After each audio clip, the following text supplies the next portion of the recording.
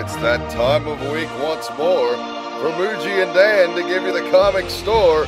It's time to open up those bags and boards, fans. Welcome to Get Your Pulls.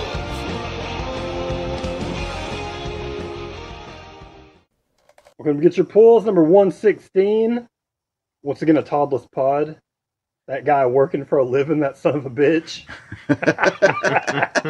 Todd is still part of the Getchyapulls crew. Of course, we haven't been here on much regularity, but we're going to try to make that an improvement over the summer. We'll see what happens, but it's always a possibility. Muji lives closer now, so it's a little more convenient to get together. That's true. I was the one guy that was outside of the, I can be there in 5 minutes circle, and now I can be here in 5 minutes. So yes, but it's Dan. It's Jay. Of course, Muji. We got plenty of stuff to talk about. So many polls. I mean, it's been probably 5 or 6 weeks since we last met, and so we have a ton of comics. A lot of stuff has happened since then, man. A lot of TV. Preacher pilot came out. Yes, it did. It was really good. It was. I don't want to say it was in the spirit of the comic because I mean the characters and everything were pretty much there. They've definitely tweaked the outline of how it goes. I mean, everybody lives in the same town as Jesse, all the important characters, and the first, Preacher, issues were more of a road trip. He didn't know a lot of the guys. Our Space, he didn't know until he saw him. Yeah. But now he's part of his congregation, so they've kind of changed a little bit, but all the characters seem like the characters. It's really good casting. Tulip might be my favorite on the point casting because her parts were great. And it was a really great first episode. I was thoroughly impressed. I think it's got huge legs. I think that, it's just got that vibe that people are looking for in a show like that. I do think it was more like the comic than I expected. Because, when Seth Rogen and some of the guys came right out the gate kind of trying to defend the changes, I guess knowing how touchy the comic audience is, trying to go ahead and go on the offensive, hey, we made some changes, but it's not bad. Give it a chance. So anytime you hear that, we heard that with the fucking Fantastic Four movie, and I finally saw that goddamn piece of shit. And, still haven't seen it. Oh, well, don't waste never your gonna time. do it. It's fucking awful. I've just determined it's one of the things that I'm just never going to see because I just don't want to get mad. There's no reason to make myself mad. Until Fox plays it continually for 3 days straight. You know how they do sometimes with movies where they just play it over and over. Until then, and I just am up at 4 o'clock in the morning, that is never touching. Miles Teller, who played Reed Richards in that movie, was the worst bad high school play acting trying to get through Shakespeare or something. It's this obviously inequipped guy trying to come off as the smartest guy in the world, and it was really a massive failure on every level. He was the number one, we don't really consider them superheroes guy, too, so... Well, don't worry, kid, because you weren't. Yeah. But as far as Preacher goes, there were those comments by the producers, but it delivered. I thought it did. It felt like the comic. The characters were there. It was just mainly some changes in how the story was told, and I've got no problem with that. Walking Dead has done that from the beginning because they've messed with the structure. I mean, I'm sure a lot of that has to do with the budget and with, And do you really want to give people who've read the comic the exact same thing? I don't want to see a page per page. No, I definitely don't. I mean, sometimes it's a little impressive when they do it, but I don't want to see a page per page thing. On The Walking Dead, I'm happy when things deviate from the comic to a certain extent. I mean, if fucking Rick turned out to be an alien, I wouldn't be happy. But, when certain characters die in different orders, they introduce new characters, I'm happy because I'm surprised. So yeah, absolutely. Then Outcast, have you seen that yet? Yes. Outcast, that's on YouTube. It's going to be on Cinemax. So I'm going to have to figure out a way to watch that. But it's they put the pilot on a bunch of services for free, including just on YouTube. You can just go watch it. And it's actually Cinemax and Skybound put it on there. So it's not some bootleg version. It's the version. I liked it a lot. I thought the characters, man, were just exactly. I should have wrote this down, but I'm a terrible. We're just spreading through the pot. I'm not a journalist. But whoever is playing whoever's playing the main character Kyle, they did perfect casting. He definitely feels like the comic. It was really great. It had the creep factor that I was really hoping for that Outcast has. So I'm really looking forward to that series keeping going. Yeah, absolutely. I really enjoyed it. I thought, like the kid fucking eating the goddamn bug off the wall at the very beginning was really fucking disturbing, and then him like ripping his own finger off.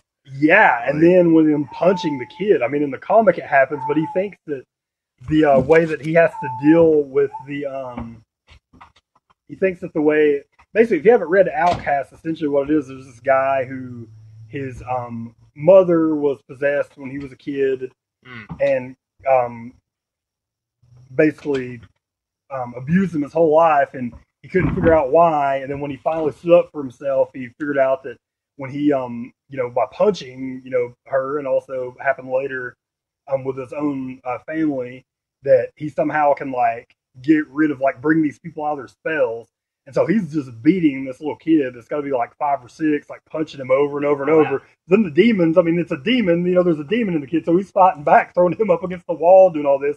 But he's just nailing this kid, and it's disturbing. But then he finally figures out, he gets a clue at the end, like, that it's not just him punching them that's getting rid of it.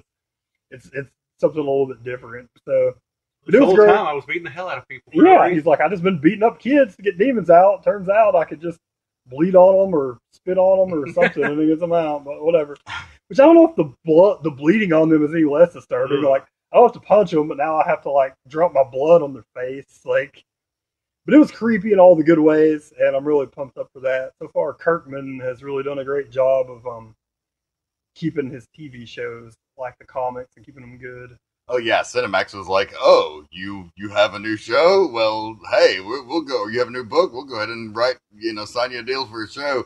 I mean, we're not like hardly 10 or 11 issues into that book. It's like 15, but it's not far. Yeah, he got a little ahead because they announced this before the comic came out. He'd announced there's a deal with Cinemax, so I mean, he's essentially going to be a year ahead, for the comics. Which, I mean, it's not really a time period. I don't know if there's going to be jumps like The Walking Dead, in time, but I mean, he's like going to be 12 issues ahead, it seems like, about, or 15 from where the show is, so not that far ahead. So you don't have a lot in the bank with that. No. And then the Flash finale. Oh, watch that? Oh, man. It was so awesome. Yeah. Continues to be the best. I mean, I love Arrow, and I love Legends, too, surprisingly. Legends lost. It was really good, and then it got and then it's finished up really good. But the Flash has consistently just been so great. Yeah, it really has. It's never a dull moment on that show, period. And this was like the most emotional, like fucking, like pay things off and totally mind fuck you at the end finale. Yeah, I mean, spoilers, obviously, if you haven't watched it. But I mean, Barry essentially does at the end of season 1. He made the hero's choice of, like, I can't save my mom. He went back in time. I can't save my mom. It's going to screw everybody else over. I can't do it. And then his dad dies, and he's sitting there, it's so emotional. He's sitting there watching the West family, and now all of a sudden Joe's got, his daughter, and he's got his son, his new son he didn't know existed, and he's watching them all, like, gathered around, and he's like, there's a full family in there, and it's like, what do I have? And finally he's like, I don't, even though I'm sure he's going to end up learning, he does have that. It's those people. They're just not his blood relation. He's feeling down, and, now he's like, I don't have a mom or dad. He's like, but I can save my mom, so fuck it, I'm going to go do it. And then, and they do. They mind fuck. They're going to wait a whole season, because when he goes and saves his mom, the version of him from last season, from a year ago, smiles and is like, oh shit. And then he disappears, so he wiped him from existence. Which brings up which we were talking about before the pod, the fucking Flashpoint, and like, and this is probably not going to have Batman's dad in it or anything. It's going to be the version for the show, but... Well, they've talked about possible alternate versions of characters like that appearing in the Flash. I mean, if we got a Thomas Wayne, that would be great. That's not out of the realm of possibility now. I mean, we've got a young Bruce on Gotham, so I don't see why you couldn't have an old man Thomas, on there. Obviously, they wouldn't have to use all the characters, but they could, pick and choose, but it seems like that's got to be where they're going, because Barry makes the save, and then his, self from a year ago disappears. So obviously he's completely altered the future. So I guess we're going to see what happens when he gets back to the present. Well, if you recall, in Flashpoint, he lost his powers because he never got into forensic science, because he never wanted to avenge his mother, so he never got struck by lightning in the lab and never became the Flash. But then the world sucked. Yeah. And so we had to figure it out. But that was great. I mean, the Flash is definitely awesome. That's back-to-back great seasons. And it also really I really like Tom Cavanaugh, his Harrison Wells. It really kind of gives a reason for Harrison Wells to come back and stick around again, where you can see different possibilities where they could reuse that character. And yeah, I mean, and it just leaves you. I mean, they did that in the fucking finale. They didn't do that on episode 1 of the new season. They did the finale, so now it gives you months to be like, what the fuck is going to be going on when the show comes back? Yeah, what's going to happen? Like, I mean, everything's going to be different. Yeah, well, they'll start off like that, and you're going to be watching it going, what the fuck is this? Yeah. And they'll explain it 2 episodes later or something. And it's great, and it gives me hope, too. I really think one of the big things, and maybe they can do it later because of different universes, bringing the TV into the movies, but I just really think that they're missing out not having that version of the Flash in their movies, because he's so good. Yeah, you're never going to duplicate that.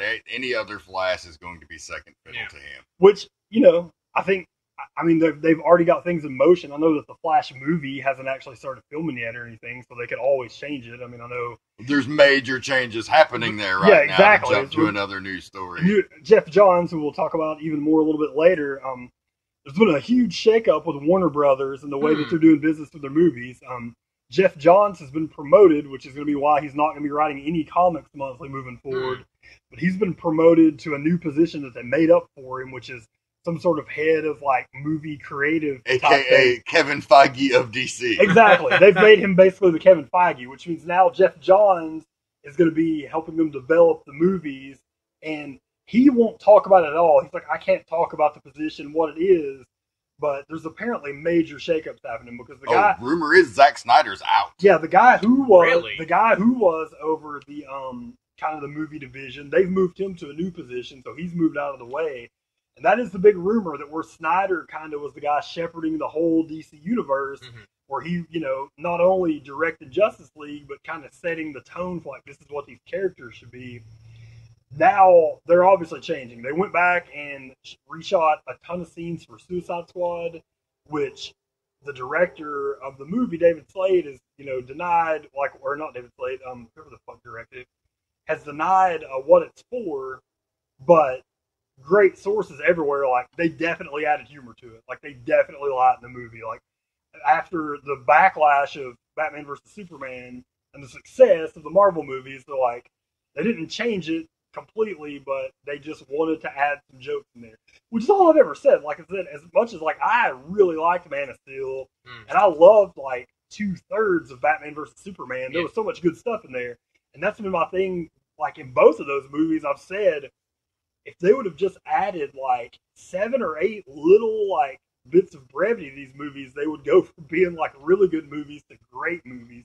And I think that's what they're going to change. I mean, that's essentially all Jeff Johns said was, he's like, my number one thing is like, I just want to bring some hope and some like smiles to the movies. So I think it can be nothing but good. I think when you have a guy who like basically embodies, and he's the ambassador for comics, he's been the ambassador for DC Comics for, going on 10 years now. And he's had success in TV, and like every other DC medium that he's touched is beloved by people. So it's only a matter of time. Yeah. And with the relaunch of the New 52, which is a really great kind of like gauge of what a movie is going to look like, because it's like, the start of a universe. The first 6 issues of Aquaman, the first 6 issues of Justice League, like we both said, 5 years ago when that happened, we're reading these things, which is crazy, by the way. We've been getting weekly comics for like 5 years now. It doesn't seem that long.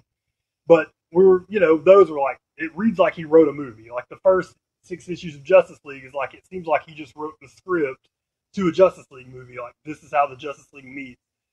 So I'm really pumped for that. I think we're going to see more things happening too. Like, I think Justice League is in like pre-production, but they're not shooting yet, man. So I wouldn't be shocked if Snyder ended up like losing out on the job. Yeah, that's the rumor, is that Snyder's history. I don't know that's if it's true, but with Snyder's, he visually makes movies look great. Yeah. All of his movies look completely great. But sometimes, like, he kind of loses the in-between in the movies. Like, he's not a great character builder.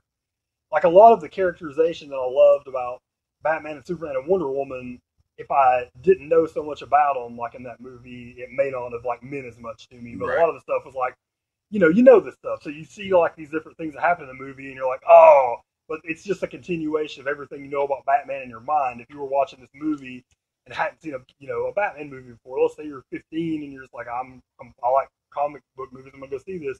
You probably didn't know that much about them, once the movie was over. Yeah. But I'm really pumped up for that. And then I guess we can talk a brief thing about Winter Soldier. We've all seen Winter Soldier. Have you seen Winter Soldier? Yeah, it came out 2 years ago. About Civil War? I have not seen Civil War. Okay. Oh, I have. I have not. Well, we'll go with the most non-spoilery version of Civil War ever. I expect there was going to be a couple of yeah, drops, so I'm not but it was amazing. It's the Cap trilogy of movies is like on par with the Dark Knight trilogy as the best trilogy of like comic book superhero movies ever, and it might be the best one.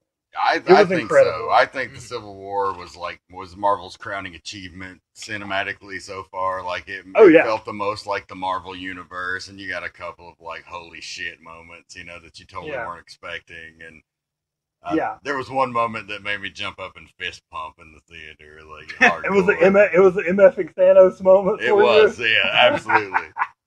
One of my favorite things of all time when at the end of was it the fucking first Avengers? Yes. We're sitting in the theater, we're waiting on the post-scenes credit, and they show Thanos.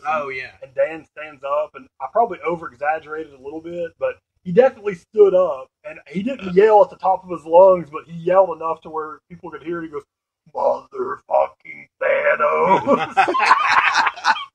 And me and I can't remember who else that was there with us. It was either our friend Dave or Andy. Whoever else was there with me, we started just dying laughing because it was so funny. I was going to say, I'd be out on the floor probably. Yeah. I was excited. Yeah. But was your excitement justified? Yeah. It was great. I think so. Yeah. Okay. It was a great movie. I think they did such a good job on this movie where I felt like even in Avengers 2, and some of this might have been the interference that Whedon talked about that made him mad, some of the characters were just kind of there for the ride. Even though this was like, somehow they made this like complete, it was a Cap story. One of the things you thought was like, this is Avengers 3. It was more of a Cap movie than Avengers 3. I mean, obviously all the Avengers were there and it's going to lead into what's coming, but it was definitely a Cap and Bucky story. That was definitely the main plot of the movie. It was about their friendship. It's what all three movies have essentially been. Right. And it was definitely a great cap on that. But they gave everybody stuff to do. Like, I thought that it furthered the Scarlet Witch's character. It furthered Vision's. It furthered Black Widow's. It basically, all the characters that were involved, it took them to the next level.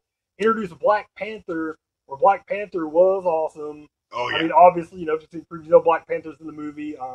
Makes me super pumped for that movie because the guy playing him was just so good. Yes, he really Chadwick was. Boseman, he was great. It made you just feel like immediately when he showed up, even out of the costume, you're like, oh yeah, Black Panther rules. And then once he got in the costume, it was like, holy shit. Like, there's this great scene, which they show a little bit of in the trailer, so kind of spoilers, where he's fucking running, and then Bucky's, on the motorcycle, and he fucking is like, running, but he's doing his like Panther kind of fucking like, gallops or whatever the fuck you call them. And he fucking, he's like catching like the cars, because he's so fucking fast. And you're just like, oh shit. And then, of course, the best part of the movie that wasn't Cap and Bucky was definitely, I love Spider-Man 2, the best fucking on-screen portrayal of Spider-Man that we've seen for sure. Oh, by leaps and bounds. Yeah. This is finally the Spider-Man you always wanted to see in a movie. If you're a fan of Spider-Man, this is the definitive film Spider-Man. And part of it is the fact that special effects caught up, because there are obviously things that they can do now that they couldn't do, 10 years ago when those movies were playing. And then the other part of it is, though, it's just so good. Like, he's quipping the whole time.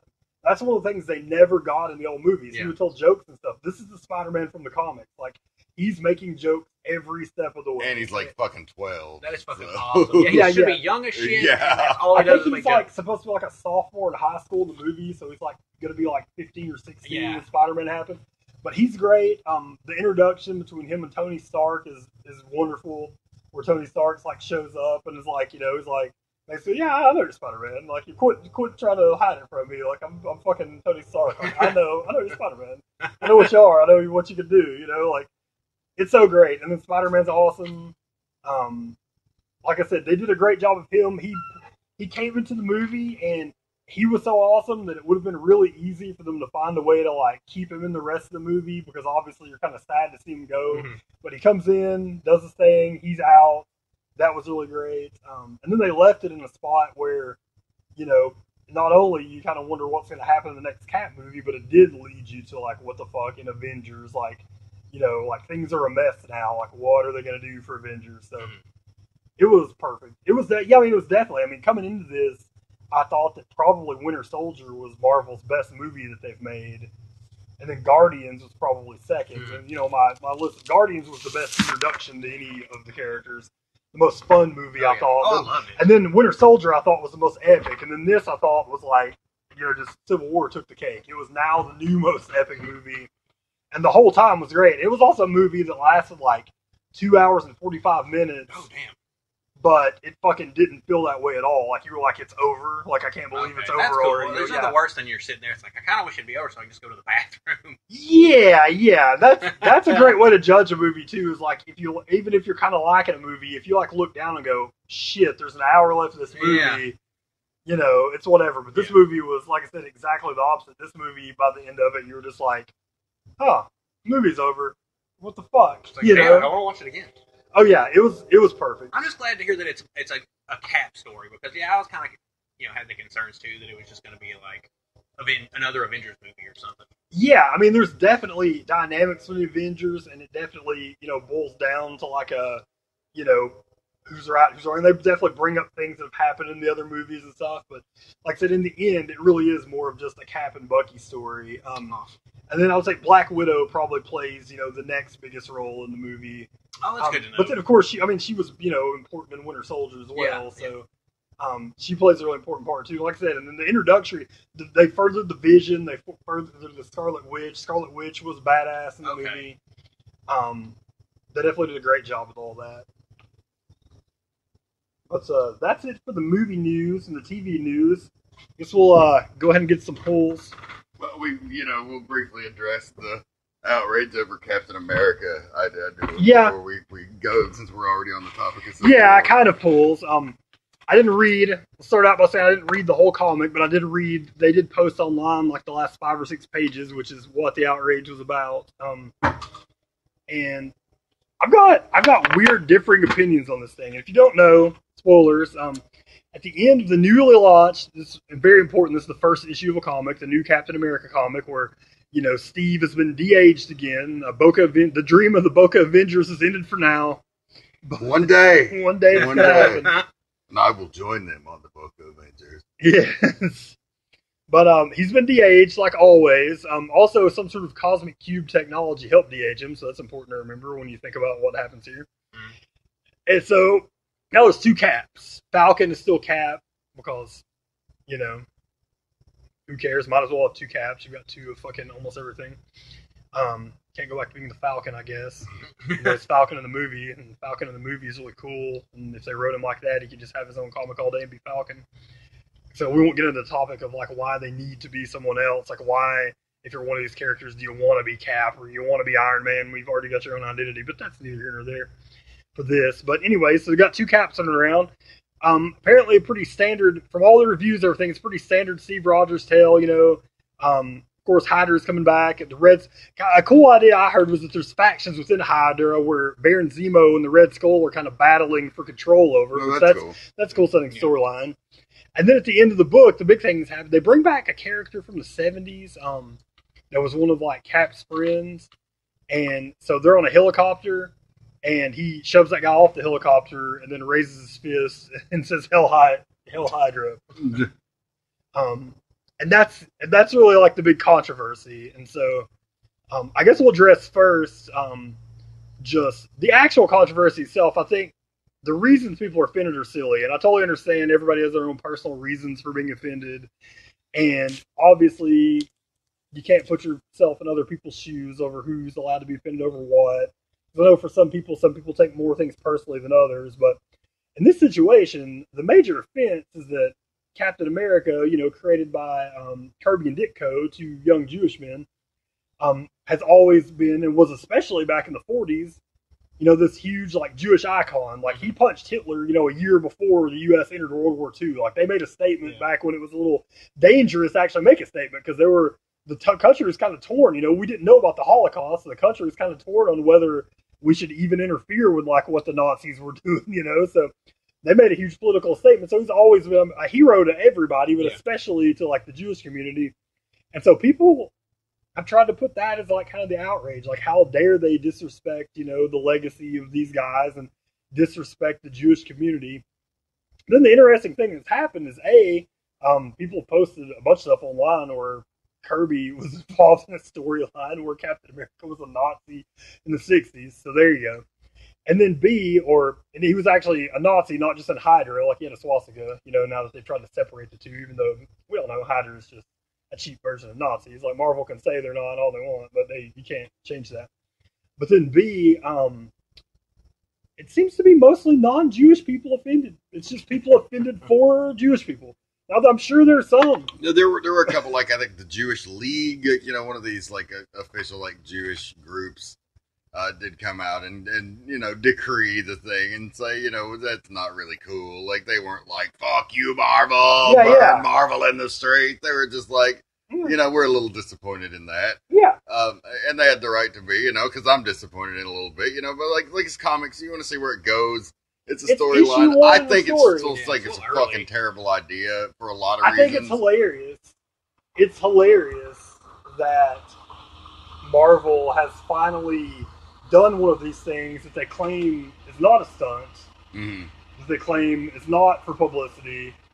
And then they've gotten all this publicity when you know that's what they're going for, but it is not the publicity they were wanting.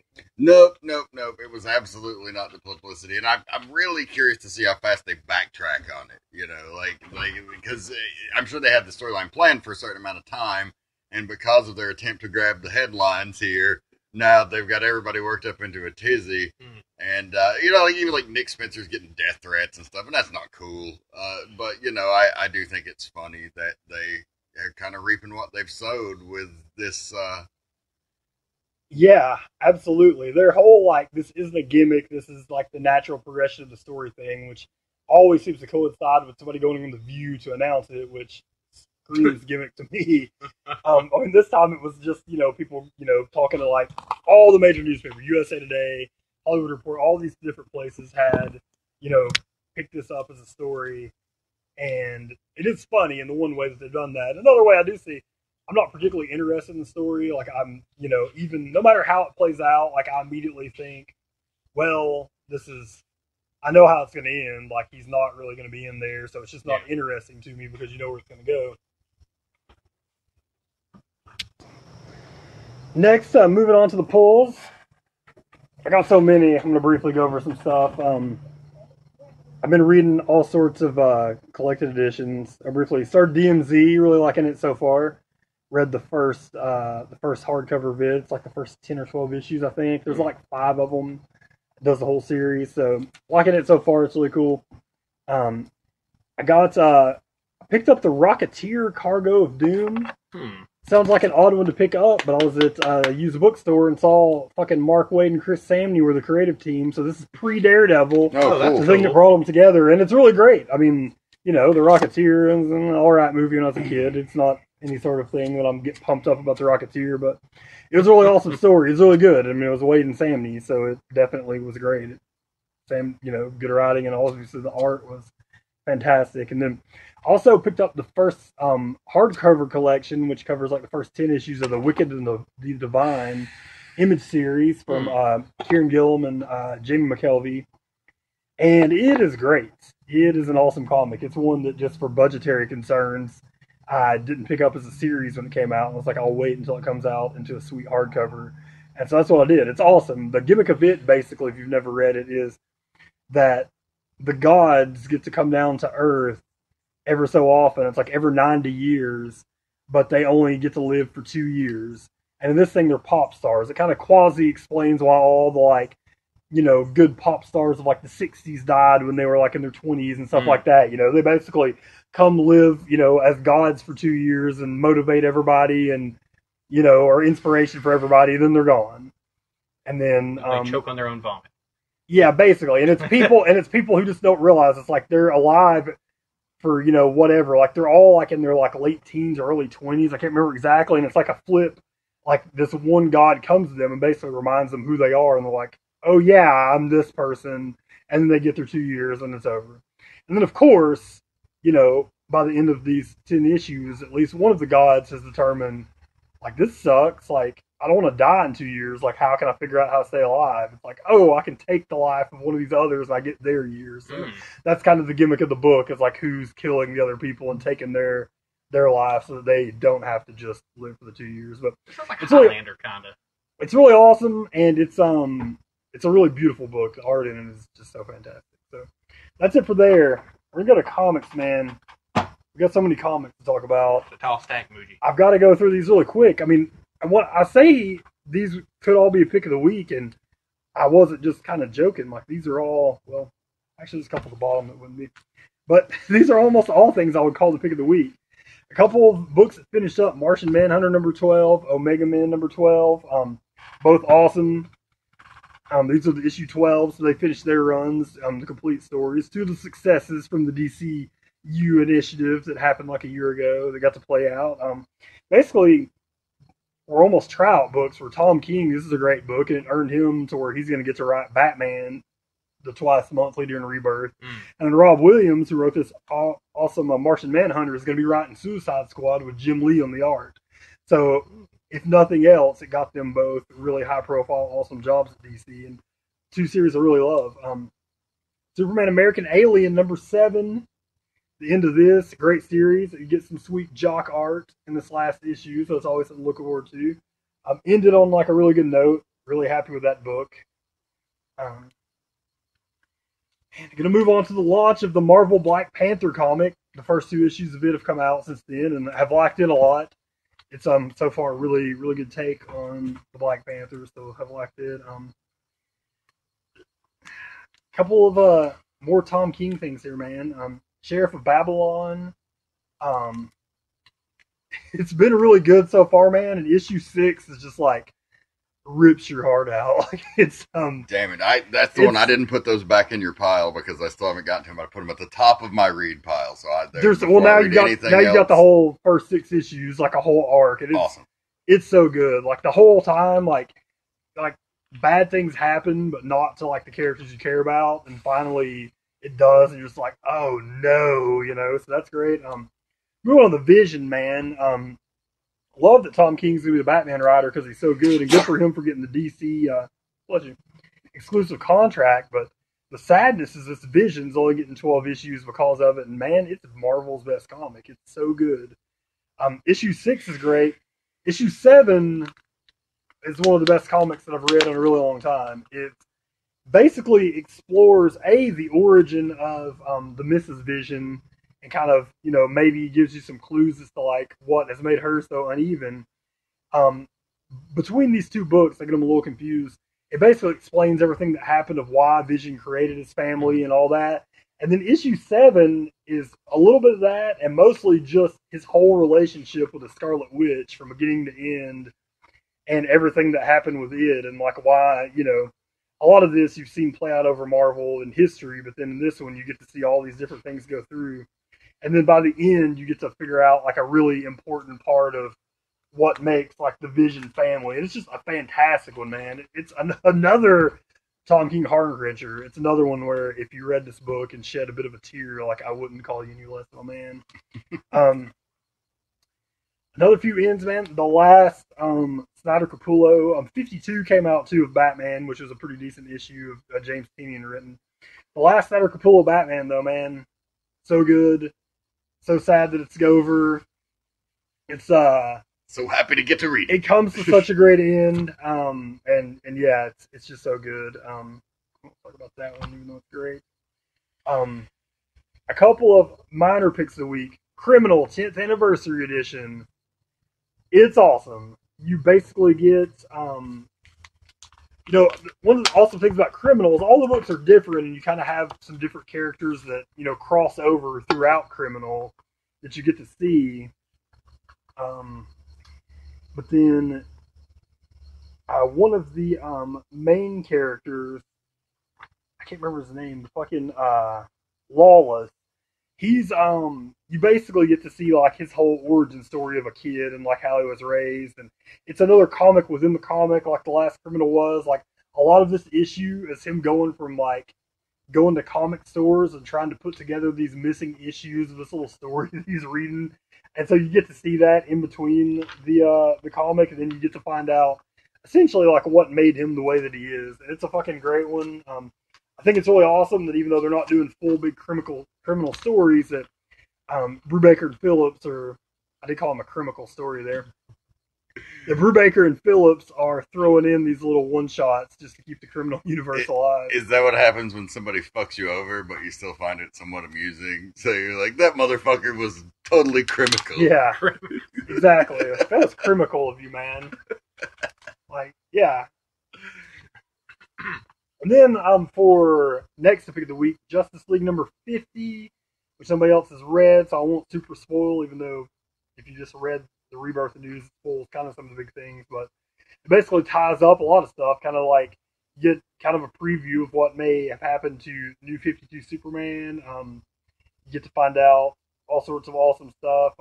You get the giant revelation from Batman that, you know, one of the big things that happened a few issues ago when he's in the Mobius chair is, you know, he asks, what's the Joker's real name? And then, you know, it whispers it to him, and he's like, it can't be. And this, he says the chair told him there's 3 Jokers. And Green Lantern's like, well, what does that mean? And he's like, I have no idea what it means. And so I'm sure that's going to get explored in Batman moving forward. Mm-hmm. Who knows if there's literally 3 Jokers or what it actually means. But it was great. It was a really awesome way. It really kind of set up, it's almost like a prelude to Rebirth, set up a lot of what's going to be going on with the characters moving forward. Their status quos. I hate that word. There's nothing.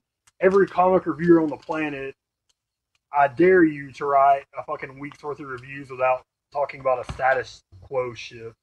Same with people promoting comics. Like, every fucking body that's like, we just really wanted to shake up the status quo. Like, you don't have to change the characters like crazy every fucking 6 issues.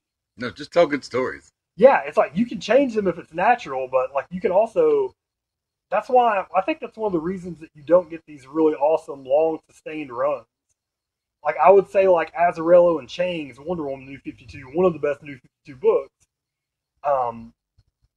They did change her status quo in the fact that they revealed that she was also a daughter of Zeus. You know, she didn't come with clay, so she did have a father, and it was Zeus.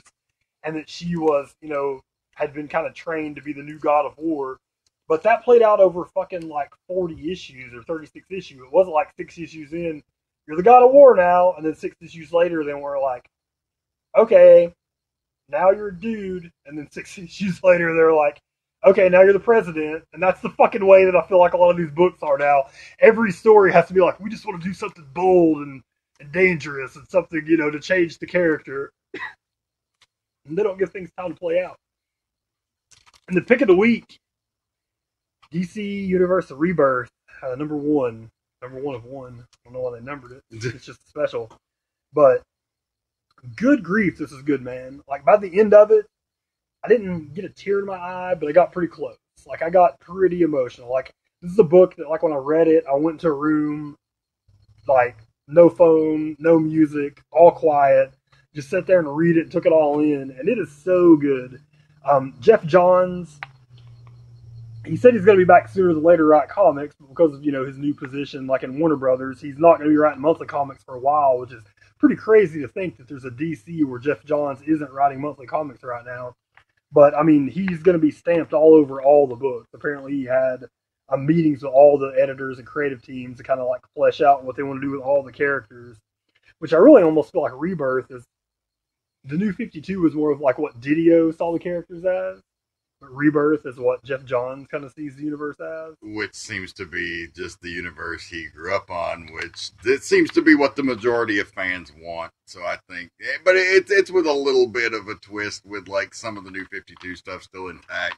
But generally speaking, it seems to be going back to the pre-reboot characters. Yeah, they're going to blend everything in. I mean, essentially everything happened. The big things that are going to be coming out of the New 52 are, we're going to find out something about the New 52 Superman, that either he was an imposter. One big thing that people think is there was, because of a big reveal in this Rebirth, was that Ozymandias created the New 52 Superman, because there is like, they did have a character called Dr. Oz that was in a few of the Jeff Johns written issues of Superman, where he was like, supposedly part of like, this big plan. And Superman, I guess, kind of dies in Superman 52, which I haven't read, but he disappears. And then we find out that like the pre-Flashpoint Lois and Clark have been living in the New 52 universe the whole time. They're just kind of in hiding because they don't understand what's going on, and they've been trying to get acclimated to it. But then you find out in this book basically what happens, and it's told through the POV of Wally West, the pre-Flashpoint Wally West, that he's just been trapped in the Speed Force, and he's been able to see everything that's happening in the New 52, and he's been able to see what's happening, but he can't get back. Something's keeping him from getting back. And he needs to find somebody that can pull him out of the Speed Force. And he's been there so long that now he knows his last attempt is he's got to show himself, and somebody's got to pull him in. That's the only way it can happen, is somebody has to remember him. And he's given all these like great speeches on, how have we forgotten about these people? How have these people forgotten who they are? And you find out that somebody took 10 years away from the characters. So the characters in the New 52, like all that stuff happened. They're not just saying the New 52 didn't happen. It happened. But the universe has been altered in some way to where a lot of the characters forgot what had happened before, and that explains how they all got de-aged, because somebody took 10 years out of their lives and basically took them back 10 years to when they first became heroes. And it's great, and you get to see all these things. Wally West pleading with people to try to pull him out. Finally, Barry Allen is the one that does it, which is fitting. Barry Allen gets tears in his eyes and is like, how could I have ever forgotten you? You're so important to me. Which, by the way, they do show the new Wally West. He's still there. He's just a different one. I'm sure we're going to find out. He's like he's his cousin or something like that, I'm sure. Because they show him in it. So there's going to be just two different Wallace Wests that are in the universe. But at the end, you find out that it's fucking Dr. Manhattan that took the 10 years away. Which, if you don't read the comic, sounds crazy, but it fits so well. It's such like a meta commentary on the fact that Watchmen is what essentially inspired them to reboot everything, to make everything all feel darker like Batman, to give it that feel. It's the cause of like, especially for people who hated the New 52, it basically is saying like, this is what it is. Watchmen is why you got that. It's their fault that you got this. They created this universe, both literally and figuratively. And then, we're going to see what happens from here. Jeff Johns has, at least, he's, not giving too many secrets, but he has come out and said, Dr. Manhattan's not going to be like this new crazy villain in the New 52. Like, he's more of like an antagonist. Like, he's not this big bad guy that they're all going to have to fight. He just did what he thought was logical. Like, he just, was a guy with no emotion. So he just wanted to see what would happen if he basically took a lot of the good stuff out of their lives and see how, they would live that way. But it was great, man. It's one of the best issues of a comic that I've read in forever.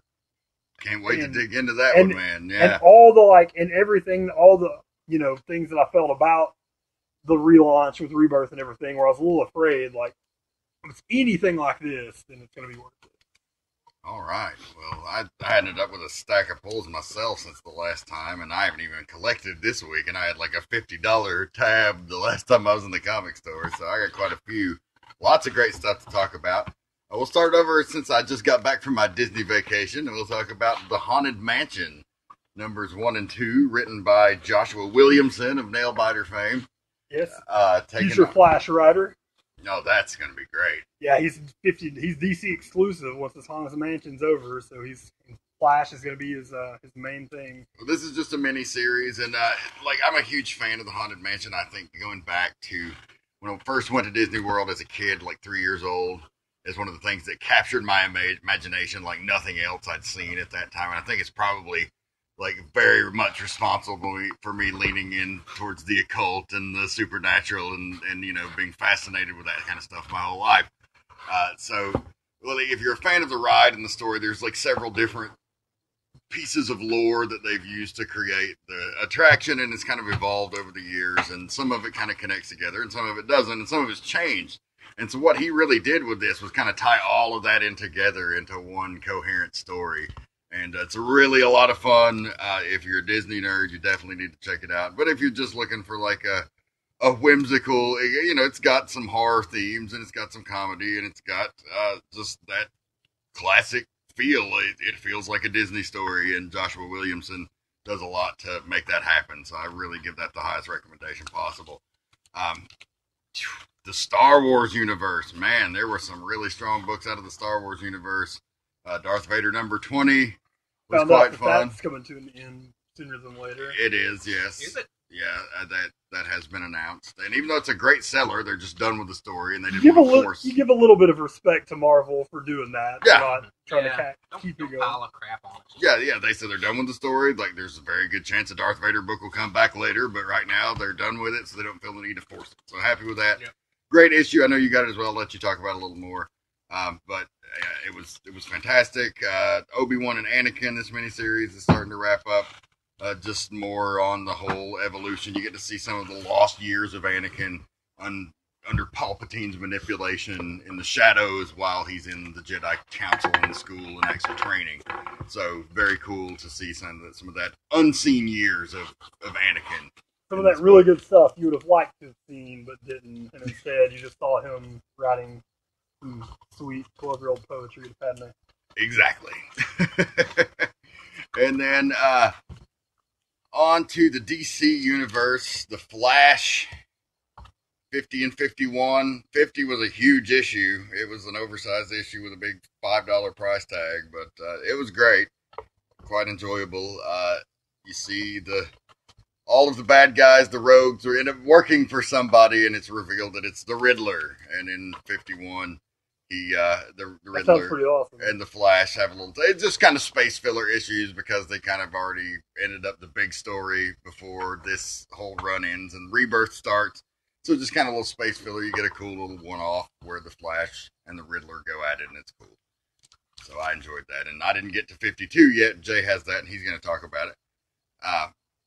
Also, one thing I forgot on the Star Wars. It's actually right up there. It almost made the pick of the week. Poe Dameron number 2. That's been a fantastic book. Really? Yeah, I don't know if we talked about the first one in the last podcast, but I don't think I might not have grabbed that in the pile, but we'll go ahead and talk about 1 and 2. I mean, it was really good. It's like you're getting so much from the new universe, and this is really the first taste of that. So you really get to dig your claws into this, and I would highly recommend it. Like you come out thinking Poe is even more awesome than he did in the movie. So. Is that even possible? Really great, really great. I almost had to go for a tie on pick of the week this week. So hard to pick. Southern Bastards number 14 was fucking incredible. So the daughter of Earl Tubb finally comes to town. Yeah, you knew. I don't know if you knew from previous comics or from like interviews, but you knew she was eventually coming. Oh, it was in previous comics. Yeah, definitely. Right before he died, he's on the phone with her. Oh, yeah. And so, you knew this was coming. You knew she was a soldier. And the fact that her mother's black, of course, in Craw County, Alabama, doesn't endear her to the locals well. And she has to deal with that and show what a badass she is when she finds out the neighbors have stolen her dead father's lawnmower and are using Not happy about it. And she goes to get it back, and then they accuse her of, stealing their shit. And so she ends up beating the hell out of 2 grown men, and it's pretty awesome. And you can tell the shit's only about to get more crazy in Southern Bastards. And then the other pick of the week, Walking Dead 154. What a shocker. You knew something bad was going to happen with this whole deal with the Whisperers and Negan escaping and ending up in their camp. And, of course, he has found his way all the way to Alpha in this issue. And then also Michonne and Aaron are out looking for him and the guy he abducted and later killed, trying to, figure out what the fuck is going on. And of course, they end up stumbling across the Whispers border and bad shit happens. Yes. And one major character bites the dust yet again on Walking Dead. Yeah. Yeah, Walking Dead, it always does this. It, creeps along and they build the characters and then shit hits the fan. Shit is about to hit the fan again. Oh, yeah, this is just a prelude to more shit hitting the fan after they already killed all those people on stakes. And then I'll go ahead and say it, spoiler alert. Aaron gets it, who's been a great character since he debuted and has appeared on the show and is now, become a good character on the show as well. So, big heart-wrencher to see him get his guts cut out by the Whisperers. So, Walking Dead keeps bringing the surprises, 154 issues in. Jay, take us home. Okay, let's see. Okay, got some honorable mentions here. I'm going to mention they're doing a new Dark Tower 5-part drawing of the 3. This one is all about, for those of you who have read the Dark Tower, it's all about when they, the appearance of Susanna through the magic doors they draw her through the beach, and it's about it's the part where she comes through and she still has her split personality. So if you've read the book, you know what's going on. I think that's the last book that I read. Oh, really? Yeah, I like them. It took a really long time to get. Oh, yeah. Oh no, they're a labor of love in the sense that they're all long. Really long. Yeah. But yeah, I mean, normally it'd be a little higher on my ranking here, but there were so many other good books, I kind of had to put it at the bottom. But I'm always, if you see a Dark Tower title, I always recommend picking it up because it's drawing from such good source material. I think you should try it if you have a chance. Picked up Civil War II Zero here. It was pretty good. I think they were just getting things set up, for the rest of the main event on that one. Oh, and then I was going to mention Dark Knight 3. We're on book 4 now. Book 4 came out. Yeah, and I really wanted to rank it higher, but I feel like they kind of like lost some momentum. The delays are really kind of starting to get to it, to where I had to go back and look at 3 to remember what the fuck was going on. Like, it is the classic. It's getting delayed longer and longer with each issue, to where now it's almost like I wish it was the end, so I could just go back and read it all at once. Yeah, and I mean, that's disappointing because, it was one of those books I really, really look forward to. But yeah, they kind of, I'm hoping that it picks back up again, maybe, but it's just the book slowed down and then getting them out, they slowed down too, and I think that's really hurt them. Let's see what we got here. We've got Invincible Iron Man number 9 was awesome. If you've been following that, keep following it. If you haven't, Muji recently got me reading Invincible Iron Man, and I've been hooked ever since. It's a great book. It's been a very good take on Iron Man. Like, it's not a plot story about Bendis. Like, I'm not crazy about the idea that Tony Stark is adopted, considering he fucking looks identical to Howard Stark. So somehow he got adopted by a doppelganger for himself. But that wasn't a Bendis thing. That was a previous run thing. But it's been really good. Yeah, Mary Jane Watson in it's been really good. Definitely. And this issue is pretty cool too, because right now, like, Tony Stark is missing. And so this issue really focused on a lot of the characters around him and developing that. I thought that was a kind of a nice change of pace a little bit. I'm hoping that it kind of leads into a much bigger. It's been my favorite Iron Man since probably the Matt Fraction run, I'd say. Yeah, I've tried to pick up a couple other Iron Man runs and gave up on them pretty early. This one's been really good so far. And it's also yet to the point because now we have International Iron Man that's out as well. I'm counting on at some point to get pissed off because it's going to be a crazy crossover, but we're not near that point. Not yet. Ant-Man number 8. If you follow the show, you know my obsession with Ant-Man here lately. It keeps delivering. You know what you're getting with it, but I think that's a good thing. Book, right? Yeah. The man who brought us the Captain America outrage. Yeah, that's true. Well, this one will not make you angry because you're getting exactly what you expect you're going to get from it. So that's always a plus. I always encourage people to pick that up. The Flash number 52. I think they wrapped it up very, very well. Let me flip through it. It's not my pick of the week, but it seems like there was something I wanted to mention. Oh, yeah, it's just them totally, like, the Riddler, of course, thinks he has everything figured out, and they totally just dismantle him. Of course, they had the help of the Rogues, and whatnot, too. They turned to help. But, yeah, it wrapped it up really well. It was a whole lot of... There was definitely a lot of the typical supervillain banter of like, oh, well, you've defeated that, but I have this other thing. The dialogue in this last arc has not been the best. It's because it's actually written by the artist, which the Flash does that a lot. So there's no Robert Venditti on these. It's all Klaus Jensen, I think is his name. Van Jensen. Yeah, I always get those two Jensen dudes confused. But it was still, I enjoyed it. I don't know. It was a good book, but it wasn't a pick of the week. It's only going to get better with Joshua Williams taking over, and some of the early art, I don't know the artists, but some of the early art look really fantastic for Flash Rebirth. I mean, old school Wally West is back, dude. That's going to be fucking incredible. Yeah, it should be. Fingers Yeah, crossed. and I think old school Wally West is actually going to be the main guy in Titans. I'm sure he'll be in the Flash some, but I think Barry is going to save the star. And old school Wally West is the leader of, I think the book, there's the Teen Titans and there's the Titans.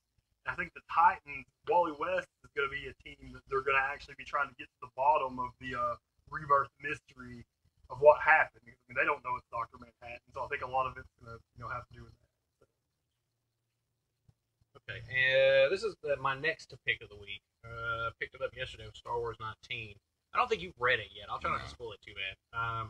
It's very good. It is very good, and it wraps up the whole Sunspot prison. It was the end of the arc. Yeah, and I can't remember his name right off the top of my head, but you have the return of a character from the Star Wars annual. Yeah, towards the end that we find out it's sort of been perpetrating this whole thing. So it was really good. Hopefully I didn't spoil it too bad for you. But it's a good read. Star Wars typically always delivers. I don't think I've read a bad Star Wars. It's been great, and there's so many more stories to be told. I mean, it is incredible how, just with all these miniseries and stuff, they've all been very good. And the Han Solo one starts in a couple weeks. Yes, that's going on the pull list. There's another one coming.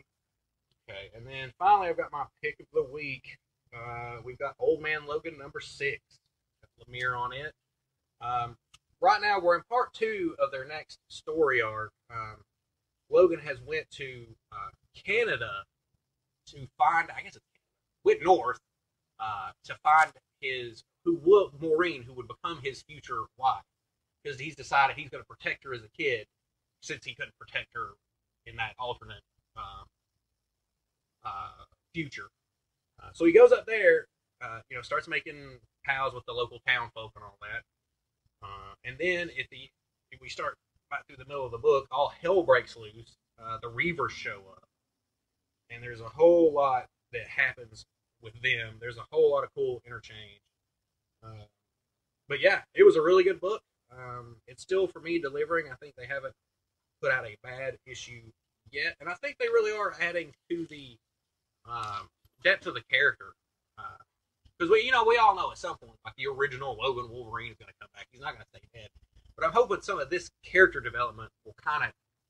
I mean, for now, he's the Wolverine, yeah. So and people are responding to it, so maybe it'll stick around for a minute. What's kind of cool, in a sense that, and I hope he does. I really like the character because the different alternate experiences that, at least we're assuming they're alternate now because the timeline's changed.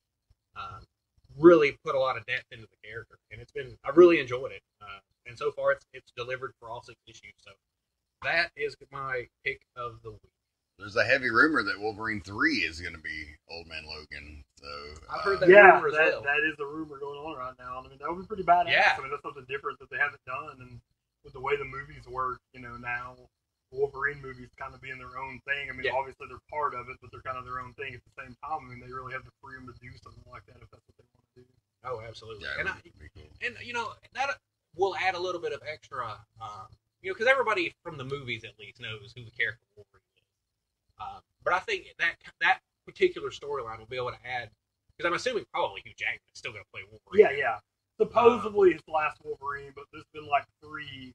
This is my last time playing Wolverine things, and he does it, and he's like, yeah, this is a good job. Yeah, he just has so much fun doing it, and he is the quintessential Well, Wolverine. same thing with Chris Evans, who, with Cap, a couple movies ago, was like, I think this, after this contract's over, it's going to be it for me, and now it's all like, I can see myself doing a few more. Well, I mean, you don't get the chance to be a worldwide icon very often, I mean, somebody that people look up to and put their hopes and faith in, that's a pretty big responsibility, but it's also like a good spot to have, Yeah.